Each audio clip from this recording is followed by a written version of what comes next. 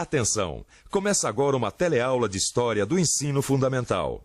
Você vai assistir a teleaula de número 10. Bons estudos!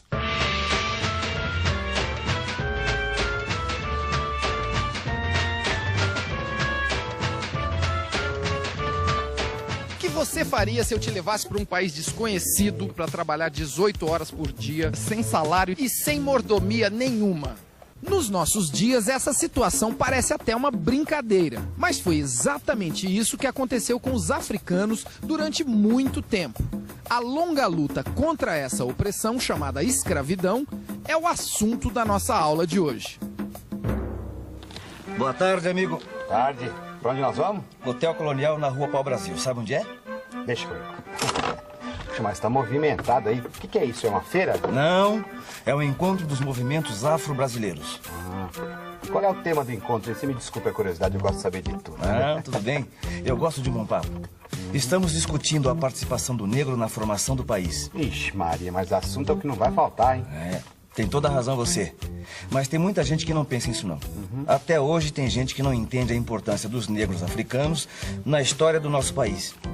Mas que besteira, não é? Como é que pode? Será que essa gente não sabe que sem os estrangeiros esse Brasil não seria nada do que ele é hoje? É ou não é? Você está falando dos imigrantes. Os imigrantes, os italianos, os japoneses, os africanos. Não, olha, o que essa gente fez pelo Brasil não é brincadeira, hein? É verdade, mas você se esquece de uma diferença importantíssima. Que diferença? Os negros africanos foram trazidos para cá à força, diferente dos outros povos. Certo. Os imigrantes vieram para o Brasil por conta própria. Os africanos não tiveram escolha. Aqui no Brasil, a escravidão durou mais de 300 anos. E nesse período, pelo menos 3.500.000 africanos foram trazidos para cá como escravos. Era o chamado tráfico negreiro. O transporte dos escravos da África até o Brasil era feito nos famosos navios negreiros. Sabe uma coisa? Depois do carro, o transporte que eu mais gosto é o navio. Eu acho bonito aquele bichão cruzando o mar. É legal. Mas do navio negreiro você não ia gostar nadinha. Você acha? Não acho, não. Eu tenho certeza. Nenhum ser humano poderia gostar daquilo. Naquele tempo, uma viagem de navio da África ao Brasil durava no mínimo 2 meses. Os escravos vinham amontoados nos porões dos navios negreiros. As condições de higiene eram mínimas e muitos morriam durante a viagem. Os mais rebeldes eram acorrentados e depois dessa longa e penosa viagem, os africanos eram vendidos como escravos. Eles passavam a ser considerados como propriedade de seus senhores. Era assim que os africanos começavam a sua vida no Brasil escravista. Nós temos sempre a imagem da escravidão como uma coisa violenta, bárbara. Sem dúvida alguma ela é. Mas essa não era uma barbaridade, uma violência desmedida. Os senhores equilibravam esse castigo.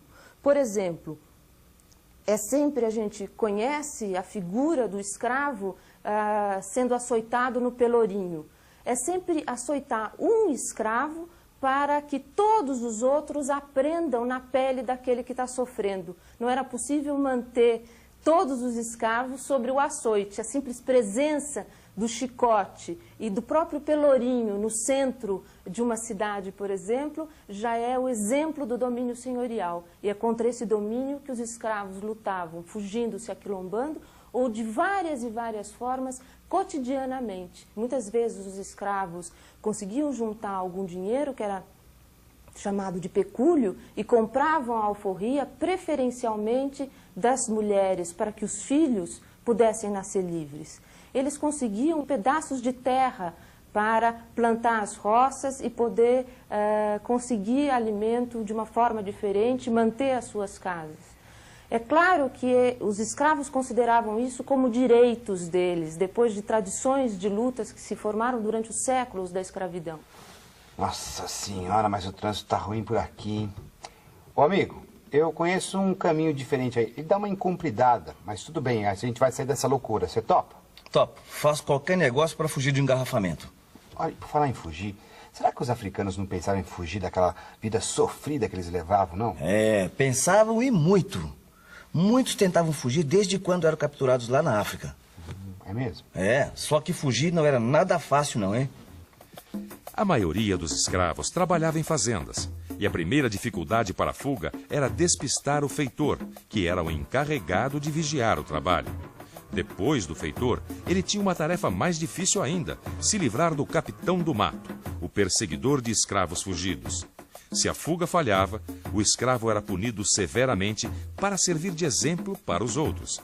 Mas, mesmo assim, o desejo de liberdade era mais forte.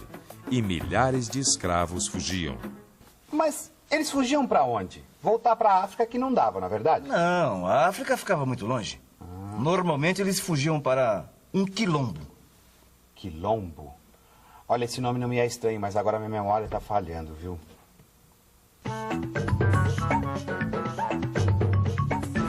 Quilombo, aldeias de escravos fugidos, onde se organizavam para garantir a subsistência e apoiar outras fugas, fazendo crescer o grupo de rebeldes. O Quilombo de Palmares, na Serra da Barriga, em Alagoas, foi o maior de todos os quilombos. Ele chegou a ter cerca de 20 mil habitantes e durou quase 100 anos, vivendo da agricultura de subsistência e do artesanato. O último líder de Palmares foi Zumbi, que é hoje herói do povo negro. O dia de sua morte, 20 de novembro, é o Dia Nacional da Consciência Negra. Se a fuga de um escravo era planejada, ele recebia indicações precisas de como chegar aos quilombos. Se ele fugia de supetão, se escondia no mato, às vezes até nos arredores da fazenda. E nas cidades, como é que os escravos faziam para se esconder?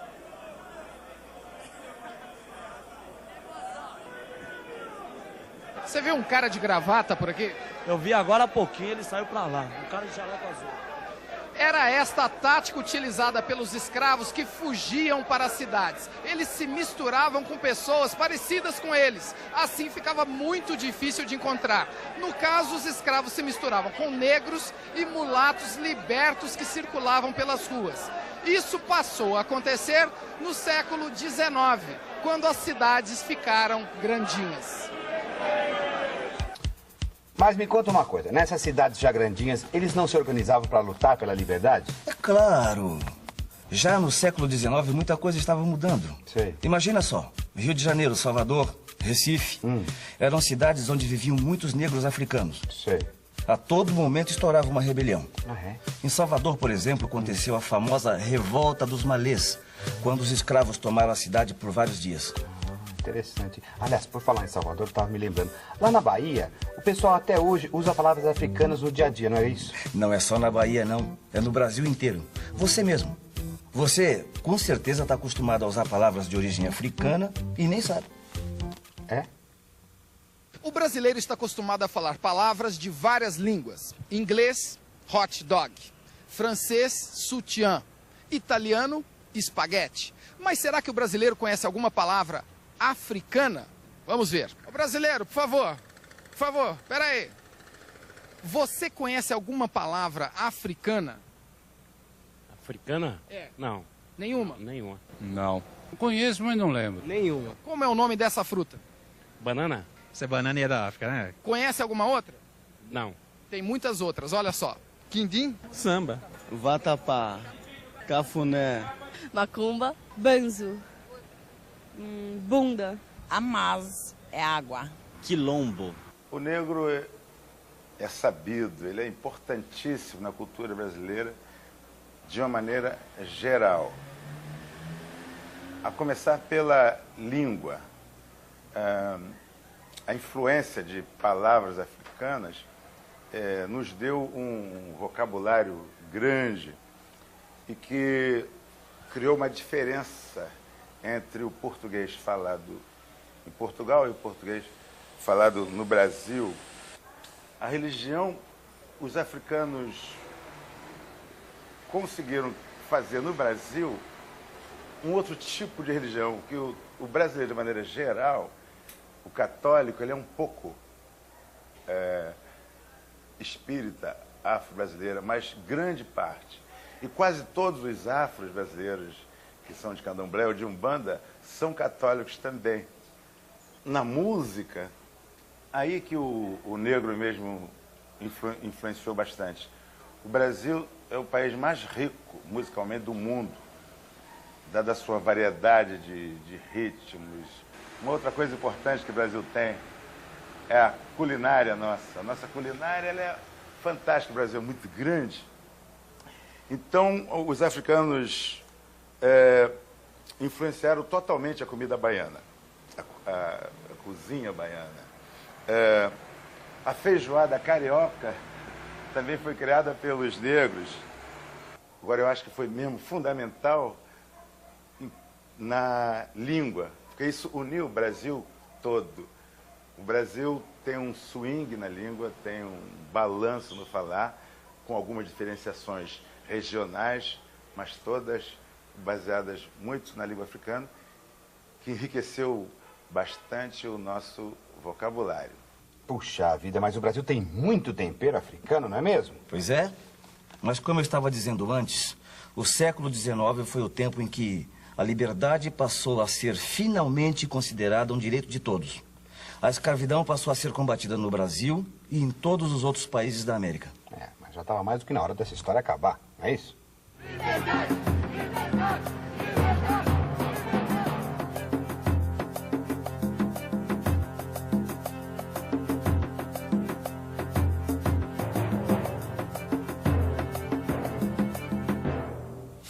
Aí, tá certo? Certíssimo. Obrigado, hein? Sabe que eu gostei muito dessa nossa conversa? É sempre bom conversar com gente esclarecida, viu? Eu também gostei muito da nossa conversa. Agora o senhor me dá licença que eu tenho que ir à luta. Não, mas ó, depois de tanta conversa, eu é que tenho que ir à luta para não ficar livre. Como assim? É porque se esse taxímetro fica muito tempo livre, cara, eu tô perdido. Mas tudo de bom pra você, viu? Continua na luta aí. E atenção, se liga aí que é hora da revisão. Na aula de hoje, nós vimos que os africanos contribuíram e muito para a formação do Brasil. Lembramos que eles foram trazidos para cá à força como escravos nos navios negreiros. Vimos também como eles se adaptaram criativamente à sua nova vida no Brasil e como muitos deles lutaram contra a violência da escravidão. Trocando em miúdos, é o seguinte: durante os 3 séculos de escravidão, os escravos sempre lutaram para conquistar a sua liberdade. Para saber mesmo o que foi a luta dos escravos, o melhor é estudar. Só assim você vai ter uma noção verdadeira da importância dos negros na história do nosso país.